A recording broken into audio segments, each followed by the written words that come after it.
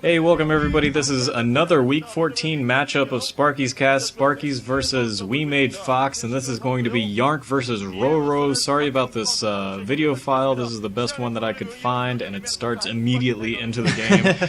So, once again, I'm here with Sam. Action-packed. Hey, everybody. Where was I? Anyways, yes, YellOw is the blue Zerg that they're showing here. He is in the southeast position. I am pretty sure literally this video started before they showed after they showed the colors. There was no intro to this video. Anyways, and that's RoRo up here for WeMade Fox, RoRo, as the orange Zerg in the northeast. And so we are going to have a ZVZ on Outsider SE, which is pretty classic. It looks like at the time of this recording there have been 31 ZVZs on Outsider SE, and just to put that into context, there's only been 4 TVTs and 7 PvPs, so almost triple the other mirror matches combined. Yeah, a lot of people think Zerg aren't capable of love, that they're just lifeless killing machines, but obviously they love Outsider SE. That is the truth. They also love cocooning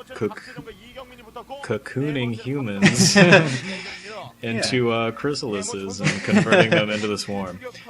12 build going on here for YellOw. It looks like a 12 pool, so YellOw going for a safe build, and I love it. It looks like that was probably an overpool for RoRo, who might be in a little bit of a disadvantage because YellOw is going to have a couple more drones to mine, so YellOw might be able to outproduce him or get his natural expansion up just a little bit earlier. There, that spawning pool is finished just a little bit earlier for RoRo, and he is already building his 6 lings. YellOw's still waiting on his spawning pool to finish, so he might have to do a little bit of micro at the beginning to protect against these initial Zergs, but if he can defend against this first wave, he should be in pretty good position moving on. Also, RoRo has a slight advantage in terms of the lair. He was able to get his lair set up a little bit faster than YellOw. Yeah, and both players scouted in the wrong direction, so hopefully that will, maybe not actually. I thought maybe it would buy YellOw a little bit of extra time to get those Zerglings out, but it looks like this might be a battle that's going to take place inside of his creep. Yeah, he just got his lings out, and so he's bringing 4 lings and a couple of drones to go and defend his ramp, and he does not quite do it. He kills off one of those Zerglings.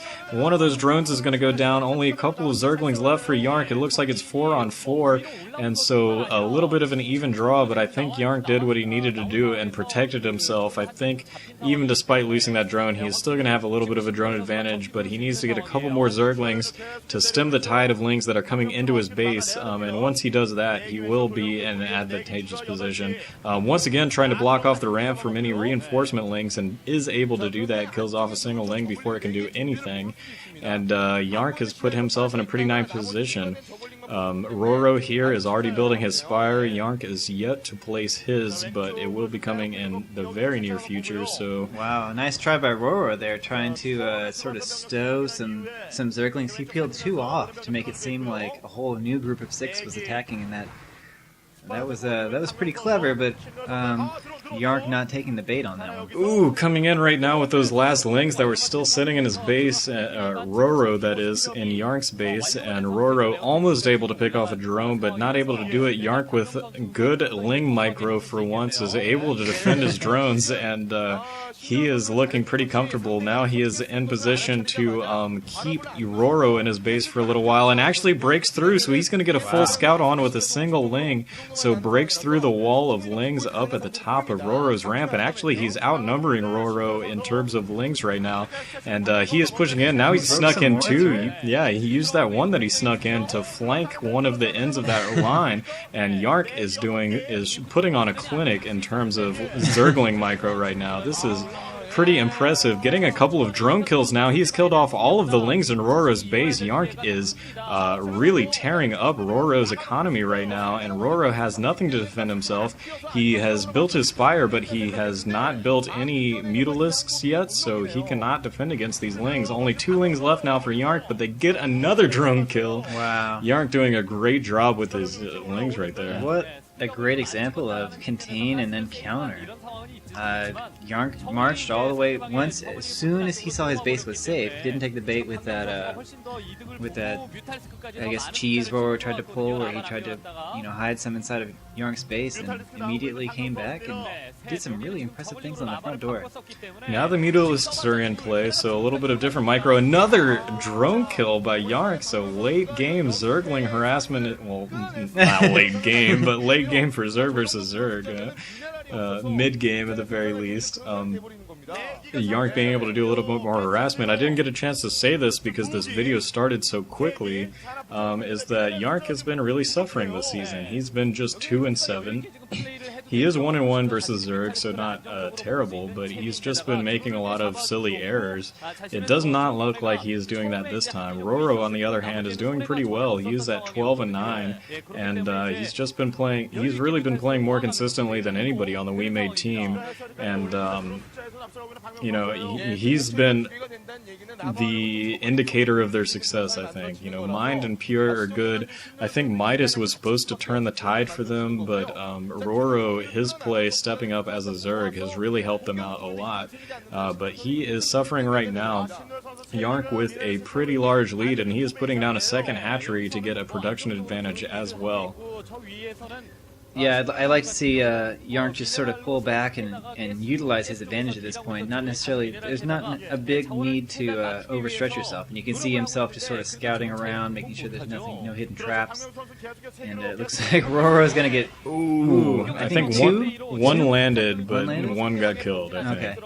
Okay. So yeah, another small little victory for Yarnk there.